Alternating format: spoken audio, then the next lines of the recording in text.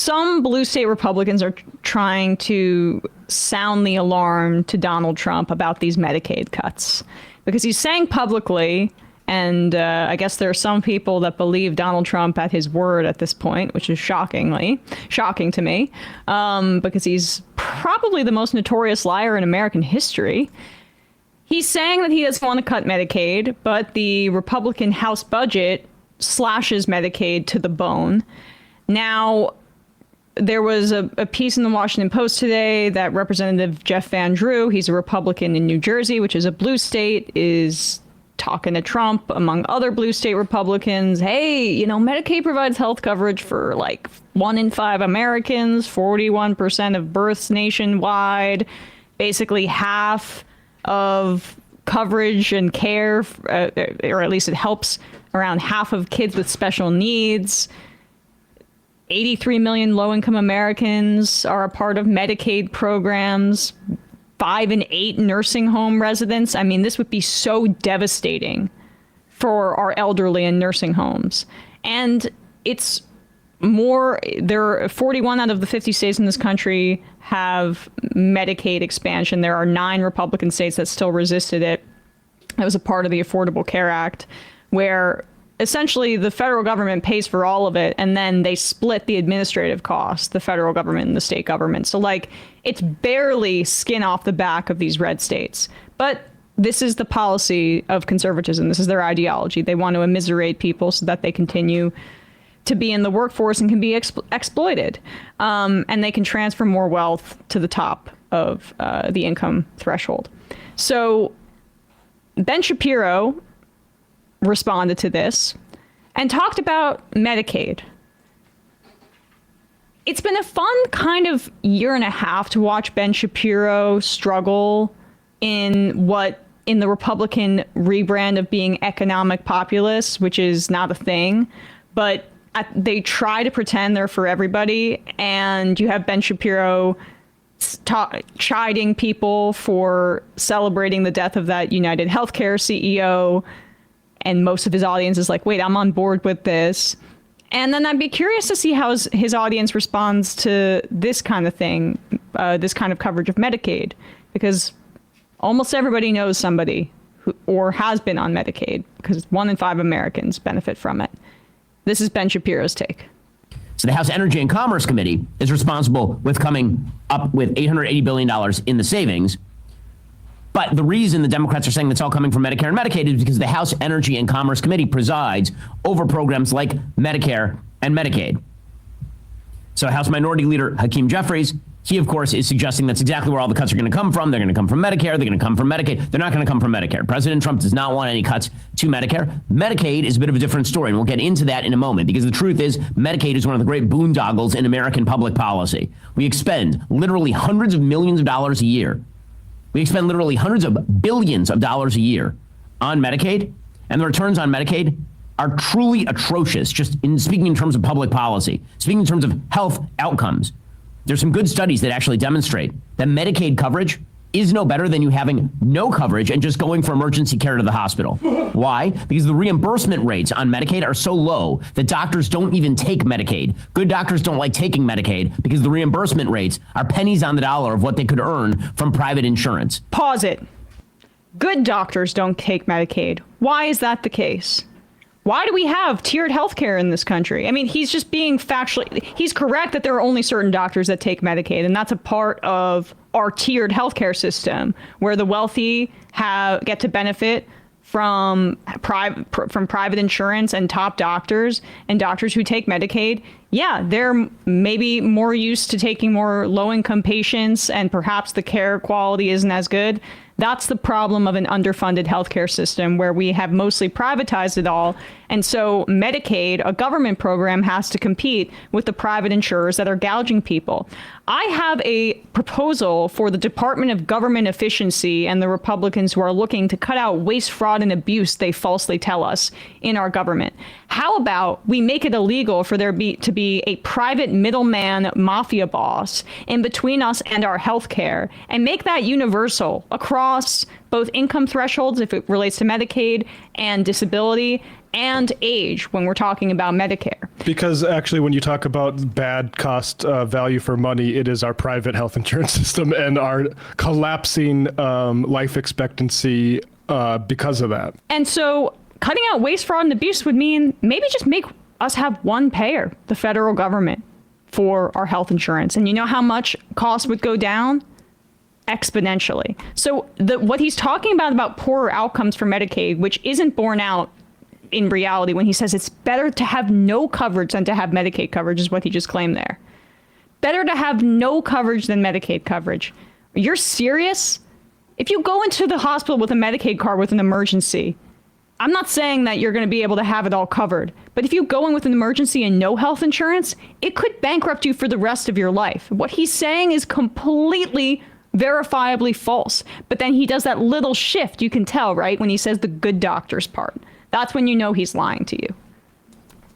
I mean, he's just trying to gaslight his audience. He's trying to gaslight his audience to get them ready for losing their Medicaid. You're seeing this in, at Republican town halls across America, telling people that like, oh, yeah, you might experience some difficulties, but don't worry, it's actually not so bad. And, because he knows his audience, some people in his audience statistically have to be on Medicaid and they're going to experience that. And he wants them to, have this in the back of their head when they're forced to like try to find some way to pay for their health care.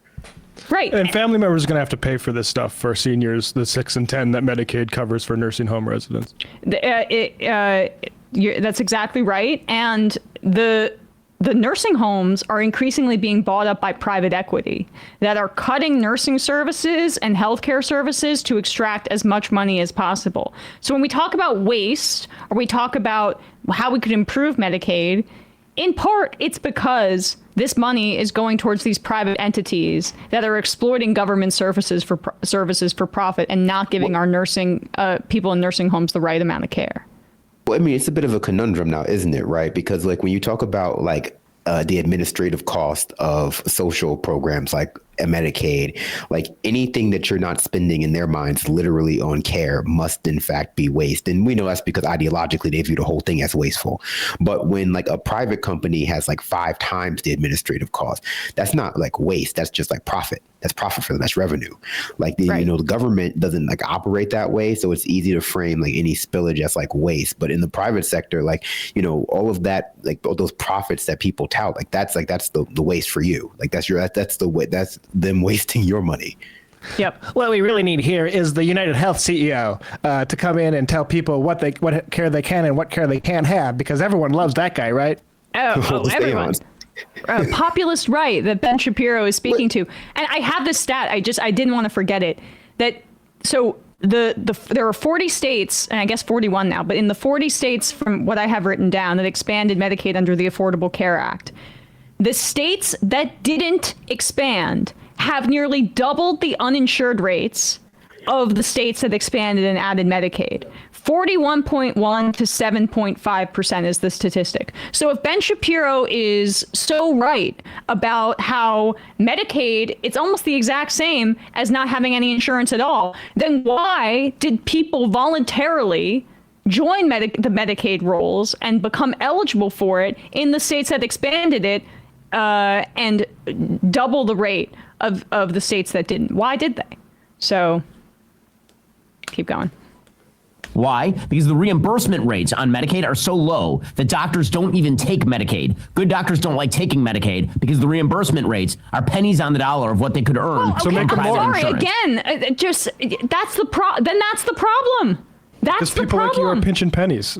Billionaires aren't letting it be as generous or even competently to pay the costs as it should be. I'm sure. I know his wife's a doctor. I'm sure she's a millionaire along with him. But I don't know if we should be reorienting our healthcare policy or continuing to orient it around the profit maximalization of doctors. Well, yeah, because I mean, that's what's driving the cost up. It's not necessarily a bad thing that the reimbursement rate is low for Medicaid in a vacuum, because it means that the government, by nature of being the government, has like a large amount of like negotiating power. Like we know that what drives up healthcare costs in America is like that, that magic triumvirate of health insurers, large health systems, and pharmaceutical companies that like are creating like a price rising spiral of like, well, you can charge more and you can pay out more and we can charge more. And then, it makes everyone rich except for the person looking to get healthcare. That's just there's a slightly different motive when it comes to Medicaid and the administration of Medicaid, which is to maximize like health outcomes for the patient, not to like maximize profits for like the insurance company or the health system. So it's just like it's competing motives. Like that's why it's like it worries more about keeping costs low.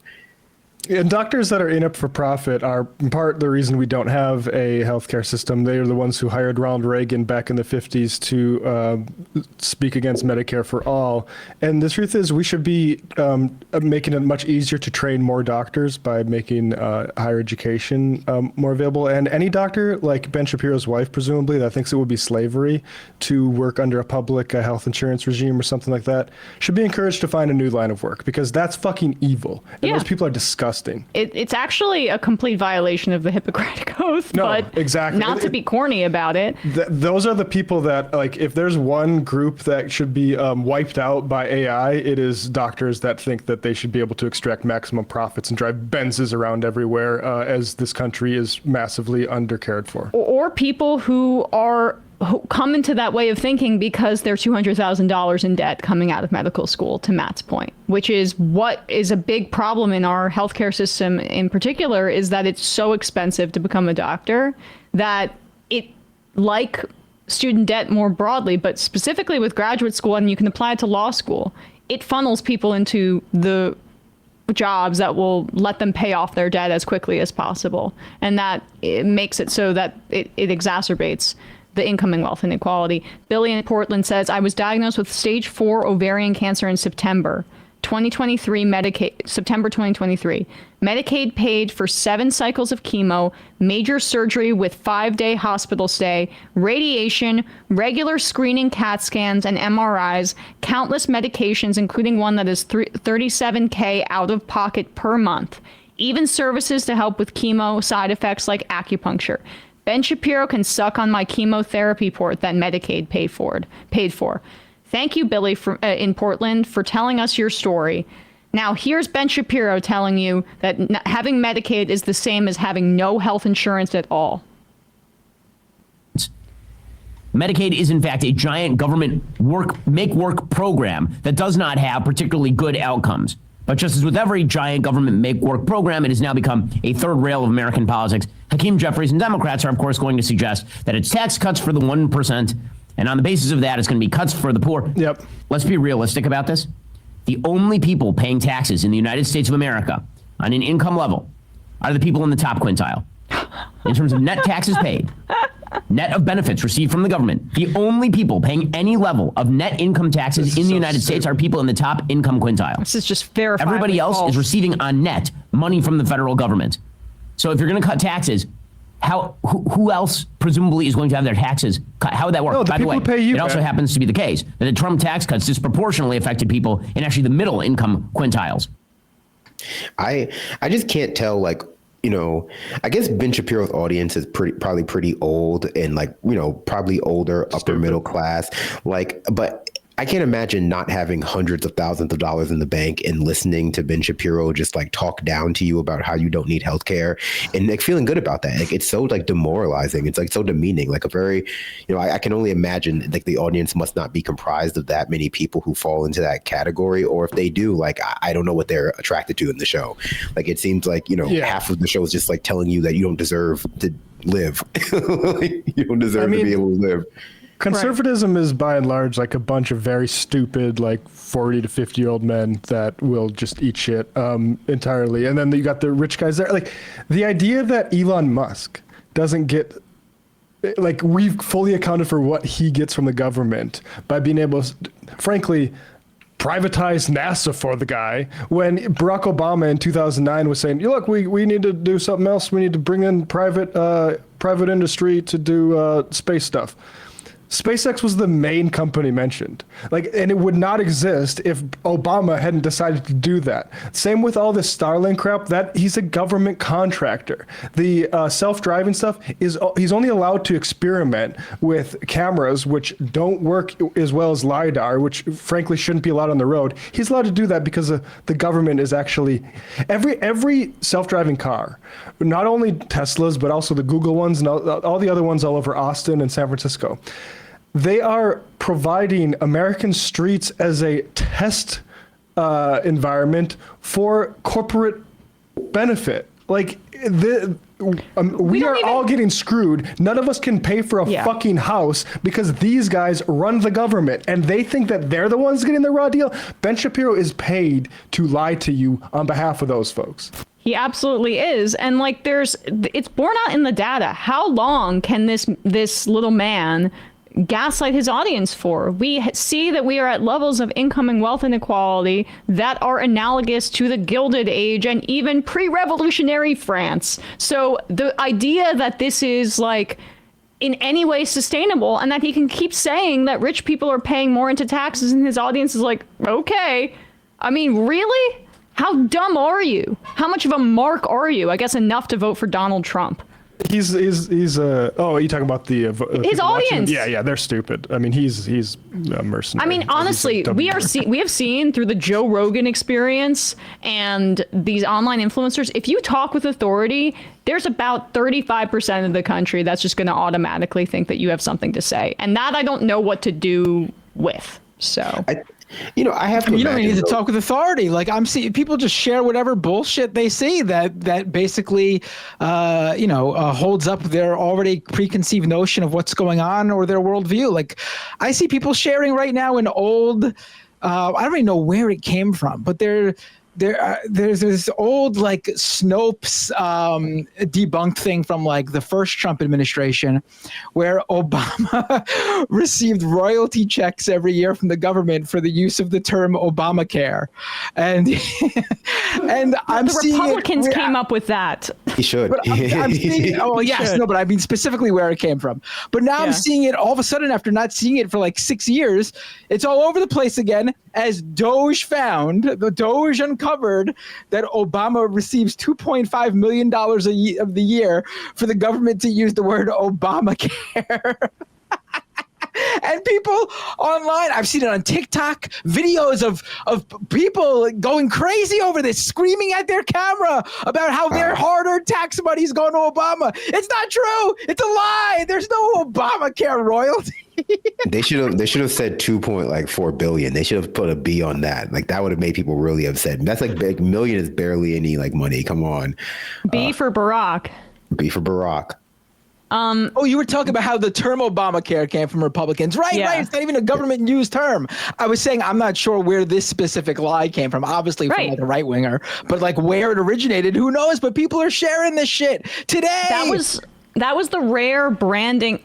Most of the time, the Republicans are able to force something, enforce, whatever they're doing with DEI now or cancel culture and make it into some politicized phrase that benefits them. The Obamacare thing did not benefit them. He ended up owning it because turns out it forced him to own something they actually did, which Democrats never want to do. Exactly. And I was thinking about that in the context of the checks, where Obama was going out there and saying how Trump signed the stimulus checks as if that's a bad thing. Oh, wow. He tried to own a policy that he passed. Maybe you guys should try it sometime. And the one time that happened, as Matt says, it kind of worked.